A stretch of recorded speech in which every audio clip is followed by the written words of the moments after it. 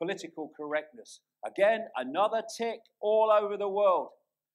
Silence each other so we don't have to. That is political correctness. Political correctness does not legislate tolerance. It only organizes hatred, which is what it is.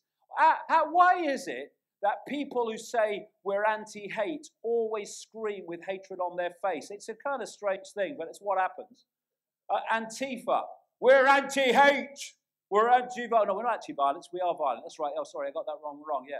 Okay. And who funds you? George Soros. Antifa, this black bloc method as well. It's anti-fascist fascism.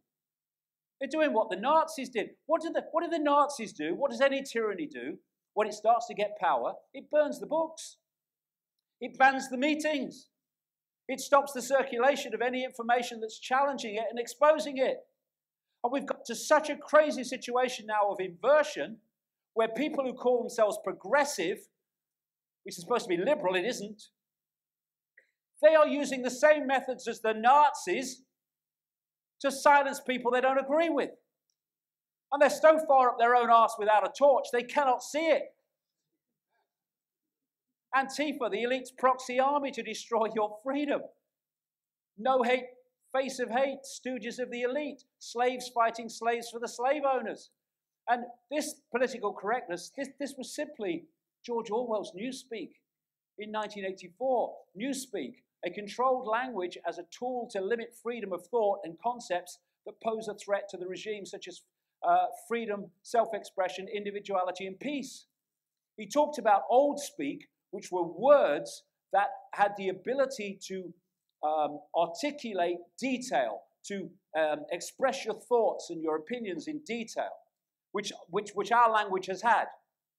And he talked about Newspeak being replaced by Big Brother, Old Speak being replaced by Brother with Newspeak, which were words that said nothing, that could not express detail. So you couldn't express your opinion in detail. The words didn't exist. And as we think in words as well, you couldn't even think in detail. And that is what is happening with the old language, Old Speak, being replaced by the language of political correctness, which is nothing more than Newspeak. And he wasn't coming from his imagination. That's why he's been so accurate. This is political correctness. That's what it's really about. Silencing the population. And you can't divorce political correctness from, again, trying to ban my meetings. It's all the same web with all the same agenda. In the 1960s, I remember students going on marches for freedom of speech. Now they go on marches against it.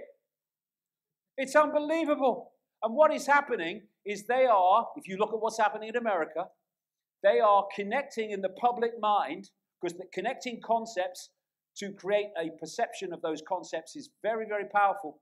They are connecting in the public mind the far right, white supremacists with freedom of speech. They're connecting the two phrases. So you talk about freedom of speech. Oh, you're one of them white supremacists then. This is how it works. And it is working with many people. Progressives, the new tyranny, the new censors, the new Big Brother. And like I say, progressives, it's a tyranny. And it's not liberal. This is a definition of progressive. Favoring or advocating progress, change, improvement, or reform, as opposed to wishing to maintain things as they are, especially in political matters. Adolf Hitler could have said that that was a definition of what he was doing. A liberal, which I would say defines my personal view of the world, not politically liberal, the definition of liberal, is very different. Favorable to or in accord with concepts of maximum individual freedom possible, especially as guaranteed by law and secured by governmental protection of civil liberties, favoring or permitting freedom of action, especially with respect to matters of personal belief or expression. And the progressives are seeking to destroy everything that comes under that definition, the inverted world we live in. And we're having created, people call them snowflakes, I call it Generation Jelly.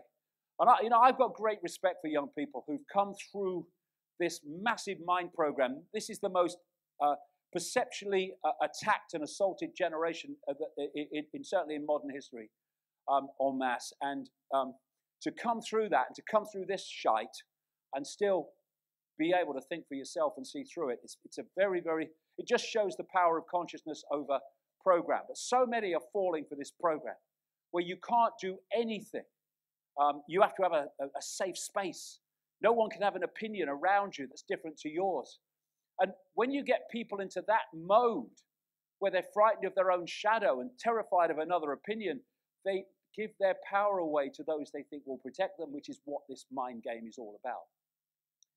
They talk about safe spaces. No one can say anything I don't agree with in this safe space.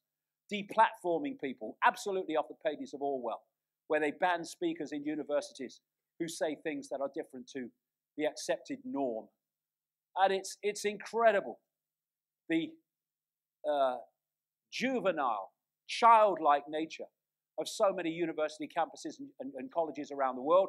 And this is the generation that will be in the institutions very soon.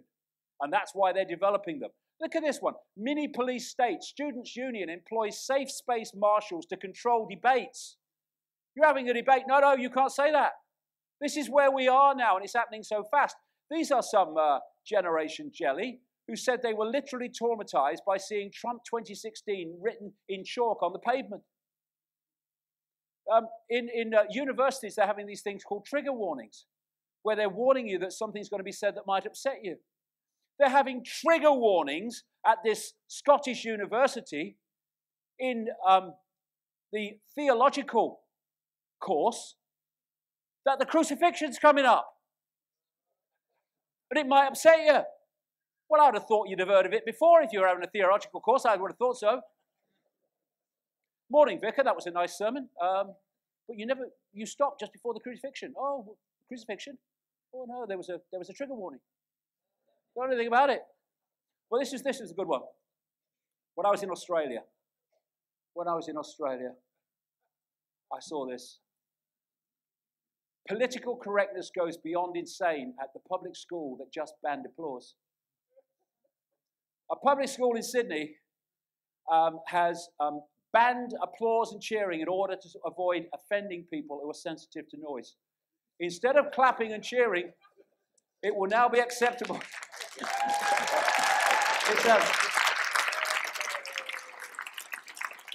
Instead of clapping and cheering, it would now be acceptable to engage in air punching